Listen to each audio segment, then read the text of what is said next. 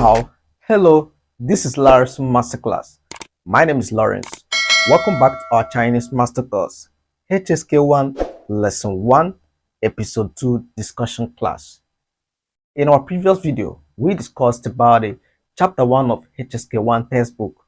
I will learn 6 new vocabularies, which are ni, hao, nin, nimen, 对不起, 没关系.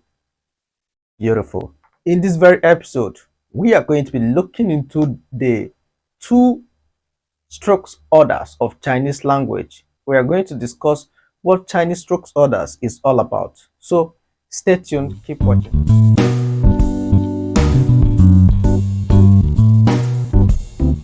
Hi, welcome back once again. For you to know where we are discussing in today's discussion, go to the last chapter of the chapter 1 of your HSK textbook. We are only going to be discussing only 2 of the strokes orders.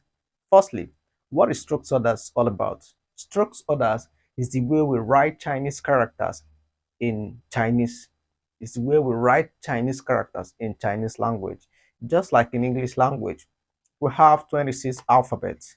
The 26 alphabets, we also use them in writing English language. So the strokes orders are what we use to write Chinese characters. So the strokes orders in Chinese will have 31 altogether of Chinese strokes orders, 31. Then 6 out of that 31 are the basic strokes orders. So today we are only going to be looking into the 2 strokes orders, which are horizontal one and the vertical one, which is just like this, horizontal and vertical line. So the one that has the horizontal line is known as hong, while the one that has the vertical line is called shu. So that means we are going to be looking at hong and shu. We are going to give samples on how to use them to write Chinese characters. Then, before we proceed, the one which is the horizontal one, hong, for you to write it correctly, the character must be written from left to right, while the shu must be written from up to bottom, from top to bottom. So for example, let's go with hong, which is the horizontal one. We are going to learn these strokes with 3 numbers, which are 1, 2, 3, of which we also know as E, R, san. Number 1, which is E, is written with a horizontal line. E, horizontal line. That is the way we write the number 1. E, it is written horizontally. E. Then number 2 is written with 2 horizontal lines. It is written with 2 horizontal lines, meaning that the first line will be shorter than the last line. The first horizontal line is written very short than the last horizontal line. The last horizontal line will be written very long, giving us A, which is 2. We have learned E, A. Beautiful. Then the third one, which is san, will be written 3 times. The horizontal line will be written 3 times, which will give us hong. That is, you can observe the 3 lines, the 3 horizontal lines are not the same. They are not the same.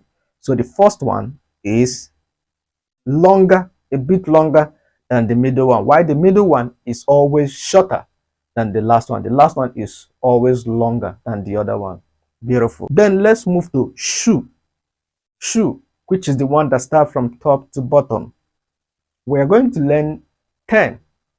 10 in Chinese is called shi.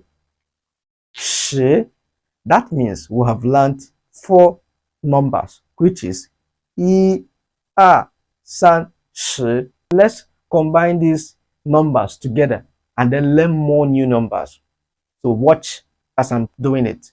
So the first one will have 11、12、13、20、21、22、23、30、31、32、33. Beautiful. You can see that learning this language is really very interesting and it's very easy. Look at how we combine these few numbers and learned more new numbers from them. You can as well, you personally can also write these numbers without being told. We don't need to study them back again. So let's practice how to write that sh on ourselves. So it will be written as the first horizontal line will be first, which is hong, then the vertical line at the center of that hong. Shu, you know the shu is the vertical line. Shu, hong, shu, hong, shu, meaning shi, hong, shu, shi. Beautiful. So let's move to the next one, which is shan. In ancient time, it is written with short horizontal line with a long horizontal line. Then when it evolves, it's also written with a long vertical line and a long horizontal line. So shan literally means up, above, or on top of something. The shan is always after noun. For example, we have meng shan, meaning meng means gate. Meng shan, on top of the gate. Zhuo shan, meaning zhuo is table. Zhuo shan, on top of table. Che shan, meaning on a car or on the car. Then shan, let's practice the way it can be written. Remember we said it is above, on top, or and something. So something can be on top of all these things. So let's practice how it should be written. First, shu, which is the vertical line. Shu, hong, hong, shan. Beautiful. Let's move to the next one. Gōng, gōng. Here, gōng, in an ancient time, it is written this way, and then it evolves to the other way. Gōng, in ancient time, you can picture what we can see there. The thing there literally looks like a walking tool, something that people used to walk. That is why gōng literally means tool, but in its extended meaning, it means walk. Walk. We use tool to walk. So we have a word called gunju. Gunju means tools for walking. And also we have another word called gunren. Gun, remember we say it means to or walk or to walk. Then ren means person. Gun meaning to walk, walk person. When it comes together, it means walker. Beautiful. So let's practice how to write this character. The first one, horizontal line, little short, it will not be longer. First horizontal line, then vertical line with a long horizontal line. Then let's practice together. Hong, shu, hong, gong. Nice one. Let's move to the other one. One, which is the last one. Wang. One, looking at the ancient time before it evolves, it's in there it looks like axe. Axe. An axe, back then, it means power. Power, something that is very powerful. So that is why anybody that has power in that ancient time is known as king. So king is the person that has power to rule over everything. So that is why they use that axe to describe it, to write it. And you can see from the evolve, when it evolves to the simplified Chinese, you can even sense it that this is really axe. It means power. So one literally means king, kingship. A king is called one.